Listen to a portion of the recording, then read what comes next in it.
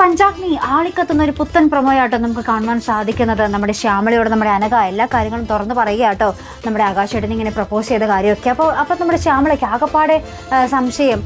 നമ്മുടെ മറ്റേ അമൃതയുടെ മാമൻ വന്നിട്ട് നമ്മുടെ ആകാശം നമ്മുടെ അഖിലയുമായിട്ടുള്ള ഒരു കല്യാണം ആലോചിച്ചു. ഇപ്പുറത്താണെങ്കിൽ നമ്മുടെ അനഘയോട് നമ്മുടെ ആകാശം നേരിട്ട് പ്രപ്പോസ് ചെയ്യുന്നു. അപ്പോൾ ഇതിൽ ഏതാണ് സത്യം, എന്താണ് യാഥാർത്ഥ്യം എന്നൊക്കെ അവർക്ക് മനസ്സിലാകുന്നുണ്ട്. അപ്പോൾ നമ്മുടെ അനഘ നമ്മുടെ ശ്യാമളമ്മയോട് പറയുന്നുണ്ട്, ഇതിലെന്തൊക്കെ ഈ കല്യാണത്തിന് പിന്നിൽ എന്തൊക്കെയോ ചതിയുണ്ടെന്ന് എനിക്ക് തോന്നുന്നു എന്ന് പറയുന്നുണ്ട്. അപ്പോൾ നമ്മുടെ അനഘ ഇക്കാര്യങ്ങൾ നമ്മുടെ വിവേകിനോടും പറയുന്നുണ്ട്. അപ്പോൾ വിവേകിന് ആകപ്പാടെ പുച്ഛവും ദേഷ്യമൊക്കെ ആട്ടോ നമ്മുടെ അനഘയോട് ഇങ്ങനെ പ്രപ്പോസ് ചെയ്ത കാര്യം നമുക്ക് വിവേകിന് ഒട്ടും തന്നെ ഇഷ്ടപ്പെട്ടിട്ടില്ല. അപ്പോൾ നമ്മുടെ വിവേക് പറയുന്നുണ്ട്, അനഘയ്ക്ക് നമ്മുടെ ആകാശിനോട് തുറന്ന് പറയാറുന്നില്ലേ തങ്ങൾ തമ്മിലുള്ള ഒരു പ്രണയം, അത് അപ്പം തന്നെ പറയേണ്ടതായിരുന്നു, അല്ലെങ്കിൽ ആ ഒരു മൗനം സമ്മതമായിട്ട് ആകാശ് കാണില്ലേ എന്നൊക്കെ പറഞ്ഞ് നമ്മുടെ വിവേകിന് ആകപ്പാടെ ഇഷ്ടക്കേടാട്ടോ ഇപ്പോൾ നമ്മുടെ അനഘയോട്.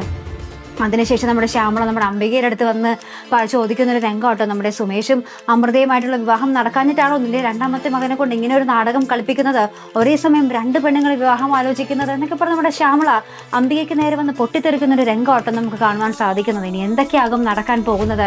നമ്മുടെ മാമൻ വിചാരിച്ചിരിക്കുന്ന നമ്മുടെ അഖിലയാണ് പെണ്ണെന്നാണ് നമ്മുടെ ആകാശിനുള്ളിൽ. പക്ഷെ ആകാശിന് ഇഷ്ടം അനഘയെ. ഇനി എന്തൊക്കെയാകും കഥ, ഇതിൽ വിവേക് എങ്ങനെ പ്രതികരിക്കും എന്നൊക്കെ നമുക്ക് കണ്ടു തന്നെ അറിയാം. ഇതുപോലെ പ്രൊമോ റിവ്യൂസിനും എപ്പിസോഡ് റിവ്യൂസിനും ഒക്കെ നിങ്ങൾ മറക്കാതെ ചാനൽ സബ്സ്ക്രൈബ് ചെയ്യുക.